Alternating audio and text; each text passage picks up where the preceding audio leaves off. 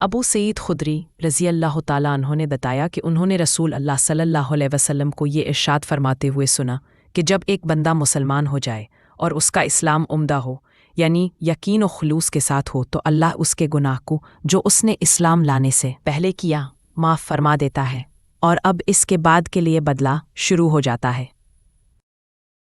یعنی ایک نیکی کے بدلے 10 گنا سے لے کر 700 گنا تک ثواب، اور ایک برائی کا اسی برائی کے مطابق بدلہ دیا جاتا ہے، مگر یہ کہ اللہ تعالیٰ اس برائی سے بھی درگزر کرے اور اسے بھی معاف فرما دے، یہ بھی اس کے لیے آسان ہے۔ صحیح بخاری حدیث 41۔